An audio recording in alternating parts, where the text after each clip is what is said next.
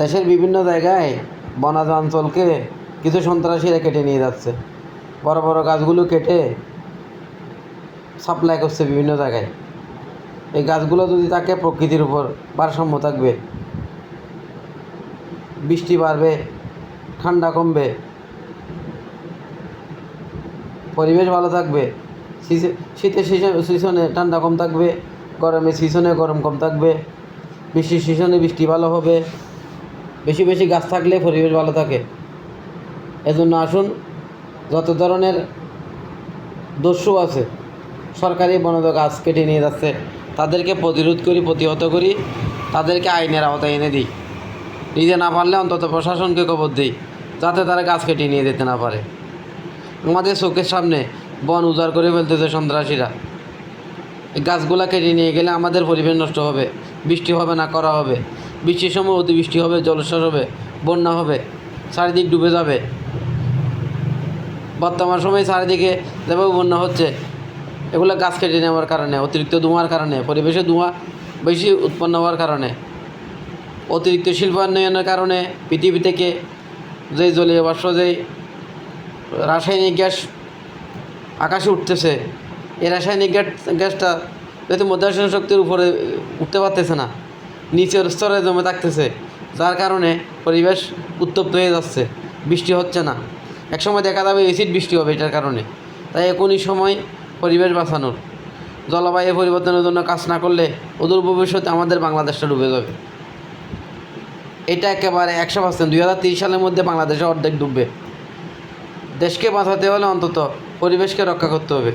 বিশেষ করে প্লাস্টিকের কারণে আমাদের পরিবেশ একেবারে বিপর্যয়। প্লাস্টিককে রোধ করতে হবে, প্লাস্টিক আমদানি বন্ধ করতে হবে এবং বেশি বেশি গাছ লাগাতে হবে। গাছ কাটা থেকে মানুষকে নিরুৎসাহিত করতে হবে। এক একটি গাছ যেন এক একটি অক্সিজেনের ফ্যাক্টরি। তাই আসুন আমরা গাছ লাগাই, পরিবেশ বাঁচাই।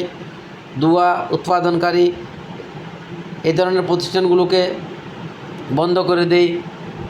কয়লাভিত্তিক উৎপাদন কেন্দ্র যেগুলা, যেখান থেকে বেশি বেশি ধোঁয়া সৃষ্টি হয়, ওই ধরনের উৎপাদন কেন্দ্রগুলোকে পরিবেশের জন্য ভালো যেটা, ওইভাবে যাতে পরিবেশ টিকে থাকে, যাতে ধোঁয়া সৃষ্টি না হয়।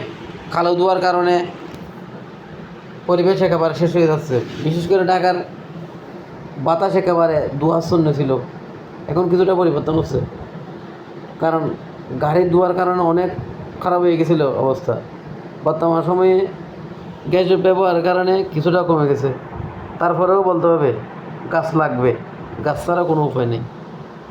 গাছ আছে, প্রকৃতির উপর পরিবেশ শান্ত থাকবে, গাছ না থাকলে শান্ত থাকবে না। সার্বিকভাবে জলবায়ু পরিস্থিতিকে মোকাবেলা করতে বলবো না, কারণ মোকাবেলা আল্লাহর সৃষ্টি। আল্লাহ কোনো ধরনের একটা বিপদ আমাদের উপর করলে আমরা মোকাবেলা কেমনে করবো? এটার জন্য আমরা ফানা চাইতো, মোকাবেলা করার জন্য আমি বলবো না লাঠি সোটা নিয়ে আসেন আমরা তুফানের বিরুদ্ধে মোকাবেলা করবো, এটা না।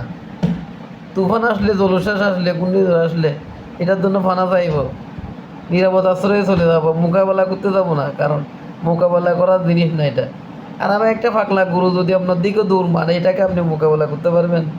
তাইলে প্রকৃতি থেকে যেটা আসবে সেটাকে মোকাবেলা কেমনি করবেন? মোকাবেলা করা যাবে না।